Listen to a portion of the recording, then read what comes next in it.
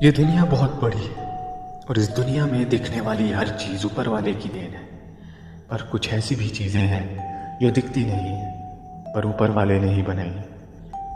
انہی میں سے ایک مایاوی جیو ہے جن کہو یا جنات۔ ان کے بارے میں اسلامک ریلیجن میں کافی بار بات کی گئی ہے۔ ایسا مانا جاتا ہے جن بھی انسانوں کے جیسے ہی ہوتے ہیں، مگر یہ اپنی الگ دنیا میں رہتے ہیں اور کبھی کبھی ہماری دنیا میں انٹر بھی کر جاتے ہیں۔ آج کی کہانی 25 سال کے عمران کے بارے میں ہے۔ عمران 2 سال پہلے ہی اپنے گاؤں چھوڑ کر اکیلے دلی میں رہنے آیا تھا۔ یہاں وہ ایک کال سینٹر میں جاب کرتا تھا اور اپنی کمائی کا زیادہ تر خرچہ گھر بھیج دیتا۔ ایک شام عمران آفس سے جلدی فری ہو گیا۔ اس نے سوچا کہ وہ پاس والے بازار جا کر گھر کے لیے کچھ خرید لے۔ وہ اپنے گھر کے لیے ایک شو پیس ڈھونڈ رہا تھا۔ اصل میں عمران کی امی اکثر گھر میں شو پیس رکھنے کی بات کیا کرتی تھی اور وہ ہر سمے اپنے سرپنچ کے گھر میں رکھے ایک نیلے واس کی بات کرتی تھی۔ عید آنے والی تھی اور عمران اس عید پر اپنی امی کو خوش کرنا چاہتا تھا۔ وہ اسی نیلے واس جیسا ایک واس اپنی امی کے لیے عیدی کے روپ میں انہیں دینا چاہتا تھا، پر کافی دیر تک بازار میں گھومنے کے بعد بھی عمران کو ویسا کچھ نہیں مل رہا تھا۔ وہ تھک ہار کر مارکیٹ سے نکل ہی رہا تھا، تبھی اس کی نظر ایک پرانی دکان پر پڑی۔ وہ دکان دیکھنے میں برسوں پرانی لگ رہی تھی اور اس دکان میں ایک نیلا واس پڑا تھا، ٹھیک ویسا ہی جیسا عمران کی امی بتایا کرتی تھی۔ عمران کی خوشی کا ٹھکانہ نہیں تھا۔ وہ جلدی سے اس دکان میں گیا اور دکان میں گھستے ہی اس نے وہ واس اٹھا لیا اور دکاندار سے پوچھا کہ وہ واس کتنے کا ہے، اور اس بوڑھے دکاندار نے جواب دیا، پیسوں میں اس کی قیمت شاید کم ہو، پر اس کی اصلی قیمت دیتے دیتے شاید تم قرض دار ہو جاؤ گے۔ عمران کو دکاندار کی بات کچھ سمجھ نہیں، پر وہ بہت تھک چکا تھا اور اسے بس اب اپنے گھر جانا تھا۔ عمران نے اس دکاندار کو 1000 روپے پکڑائے اور اس واس کو ایک ڈبے میں پیک کروا کر اس دکاندار سے باہر جانے لگا۔ دکاندار نے اسے پیچھے سے آواز دی، تم اس کا جتنا خیال رکھو گے یہ تمہارا بھی اتنا ہی خیال رکھے گا۔ عمران کو لگنے لگا تھا کہ شاید وہ دکاندار سچ گیا ہے، اس لیے اس نے اس بوڑھے کی بات پر زیادہ دھیان نہیں دیا اور وہ آٹو کر کے اپنے گھر چلا گیا۔ آٹو سے نکل کر جیسے ہی عمران اپنے گھر کے اندر گھسنے لگا، گھر کی دہلیز پر اس کا پیر پھسلا اور وہ واس اس کے ساتھ ہی زمین پر گر گیا۔ جیسے ہی عمران زمین پر گرا، وہ واس نیچے گر کر ٹوٹ گیا اور تبھی عمران کو زور سے کسی کے چلانے کی آواز آئی۔ ساتھ ہی اس ٹوٹے ہوئے واس کے ٹکڑوں میں سے عمران کو ایک کالے دھوئیں کا بادل اس میں سے نکلتا دکھائی دیا۔ عمران نے اس پر زیادہ دھیان نہیں دیا، پر اسے اس واس کے ٹوٹنے کا بے حد دکھ تھا۔ عمران نے اس ٹوٹے ہوئے واس کو کوڑے میں ڈالا اور فریش ہو کر اپنے لیے چائے بنانے لگا۔ جیسے ہی گیس پر رکھا پانی ابلنے لگا، عمران اس میں چائے پتی ڈالنے کے لیے مڑا، لیکن اس نے جو دیکھا اس سے دیکھ کر وہ چونک اٹھا۔ چائے کے برتن کے اندر پانی خون جیسا لال تھا۔ یہ دیکھ کر عمران کی آنکھیں پھٹی کی پھٹی رہ گئیں، پر کچھ ہی سیکنڈ بعد دھیان سے دیکھنے پر اس برتن کا پانی پھر سے نارمل ہی لگ رہا تھا۔ عمران کو لگا کہ شاید اسے کوئی وہم ہو گیا ہے، پر عمران کو اس رات ایک عجیب سی تھکان محسوس ہو رہی تھی جو اسے اس رات سے پہلے کبھی نہیں ہوئی تھی۔ عمران نے چائے پی اور وہ سونے چلا گیا۔ سوتے ہوئے عمران کو اچانک ایسا محسوس ہوا کہ جیسے اس کے چہرے کے بہت پاس کوئی زوروں سے سانس لے رہا۔ عمران کی آنکھیں کھلی تو اس کے سامنے ایک عجیب سی کالی پرچھائی تھی جو ٹھیک اس کے منہ کے سامنے ہوا میں تیر رہی تھی۔ اس پرچھائی کو دیکھ کر عمران ڈر گیا اور ڈر کے مارے زور سے چلانے لگا۔ عمران نے جیسے ہی لائٹس آن کری تو وہ پرچھائی وہاں غائب ہو گئی اور عمران کے علاوہ اس کمرے میں اور کوئی نہیں تھا۔ اگلے دن عمران اپنی جاب پر نکلا۔ اپنی ڈیلی کی کالز کرتے ہوئے اچانک سے عمران کا موبائل فون بج اٹھا۔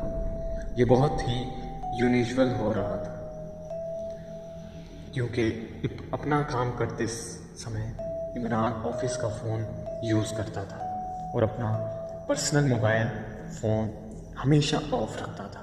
عمران نے اپنا فون اٹھایا اور جیسے ہی ہیلو کہا، سامنے سے اسے گہری سانسیں لینے کی آوازیں آنے لگی اور دھیرے دھیرے وہ آوازیں تیز ہونے لگی۔ عمران کو بہت فون کاٹ دیا۔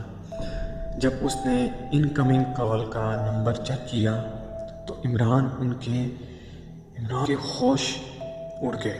وہ کال کہیں اور سے نہیں بلکہ عمران کے دلی والے گھر سے آ رہی تھی اور عمران جانتا تھا کہ اس کے گھر پر اور کوئی نہیں ہے۔ عمران کو یہ سب بہت عجیب لگنے لگا تھا۔ عمران کو اس بوڑھے دکاندار پر شک ہونے لگا تھا۔ وہ آفس سے نکل کر سیدھا اس پرانی دکان پر چلا گیا جہاں سے اس نے وہ واز خریدا تھا اور وہ غصے میں اس دکاندار سے کہنے لگا، یہ کیا عجیب سی چیز دے دی تم نے مجھے، ایک بار دینے پر ٹوٹ گئی اور اوپر سے سب کچھ۔ اس کی بات کو اس دکاندار نے بیچ میں ہی کاٹ دیا۔ یہ جان کر کہ وہ واز ٹوٹ گیا ہے، اس دکاندار کا پورا چہرہ سفید پڑ گیا اور اس نے عمران کو اس کی دکان سے فوراً نکل جانے کو کہا۔ وہ عمران کو دھکے مار کر شاپ سے نکالنے لگا اور بار بار وہ دکاندار ایک ہی چیز دہرا رہا تھا، یہاں سے چلے جاؤ تم ورنہ وہ آ جائے گا، وہ باہر نہیں آنا چاہیے، چلے جاؤ یہاں سے، چلے جاؤ۔ عمران کو اب بہت ڈر لگنے لگا تھا۔ اس نے ہاتھ جوڑ کر دکاندار سے پوچھا کیا آخر اس کے ساتھ کیا ہو رہا ہے۔ بہت بنتی کرنے کے بعد اس دکاندار نے بتایا کہ اس واز کے اندر پچھلے 5000 سالوں سے ایک جن قید ہے جو بھی اس واز کو سنبھال کر رکھتا ہے، اس کے گھر میں پیسہ آتا ہے اور اس کی برکت ہوتی ہے۔ اور اس نیلے واز میں اس جن کا گھر تھا جسے عمران نے توڑ دیا تھا۔ اب وہ جن آزاد ہے اور اب وہ کسی کو نہیں چھوڑے گا۔ یہ بتاتے بتاتے اچانک اس بوڑھی دکاندار کو سانس لینے میں تکلیف ہونے لگی۔ ایسا لگ رہا تھا کہ جیسے کوئی اس کا گلا دبا رہا۔ اس کے گلے پر عمران کو کالے نشان تو دکھ رہے تھے پر اسے کوئی اور نہیں دکھ رہا تھا۔ تبھی عمران کی نظر دکان پر رکھے ایک شیشے پر گئی اور اس کے اندر جو عمران کو دکھا اسے دیکھ کر اس کا دل دہل گیا۔ ایک کالے دھوئیں سے بنی ایک آتما جس کے بڑے بڑے دانت تھے اور وہ اپنے بھیانک لمبے ہاتھوں سے اس دکاندار کا گلا گھونٹ رہا تھا۔ عمران اسے دیکھ کر سیدھا وہاں سے باہر بھاگا۔ وہ اسی سمے شہر چھوڑ کر اپنا گاؤں واپس جانا چاہتا تھا۔ وہ اپنا سامان لینے کے جیسے ہی گھر پہنچا تو اس نے دیکھا کہ اس کی امی دروازے پر کھڑی ہیں۔ عمران نے اپنے گھر کا دروازہ کھولا اور اپنی امی کو اندر لے آیا، لیکن کچھ ہی پلوں میں عمران پھوٹ پھوٹ کر رونے لگا اور اس نے اپنی امی کو گلے لگا لیا۔ لیکن جیسے ہی عمران کی نظر اپنے لیونگ روم کے شیشے پر گئی اس کی روح ہی کانپ گئی۔ عمران جیسے ہی جسے گلے لگا رہا تھا وہ اس کی امی نہیں بلکہ وہی بھیانک جن تھا۔ وہی ڈراؤنا جن عمران کو دیکھ کر وہ جن بہت ہی بھیانک ڈھنگ سے ہنسنے لگا۔ عمران کمزور پڑنے لگا۔ ایسا لگ رہا تھا کہ وہ جن عمران کے اندر سے اس کی جان کھینچ رہا ہے۔ ادھر عمران کی امی اسے فون ملائے جا رہی تھی لیکن اس کا فون لگ ہی نہیں رہا تھا۔ جب 2 دن تک عمران کی کوئی خبر نہیں آئی تو اس کی امی نے عمران کے بڑے بھائی کو اسے دیکھنے دلی بھیجا۔ جب اس کا بڑا بھائی وہاں پہنچا تو اس کے رونگٹے کھڑے ہو گئے۔ عمران کا پورا جسم نیلا پڑ چکا تھا اور عمران کی سانسیں بند ہو چکی تھیں۔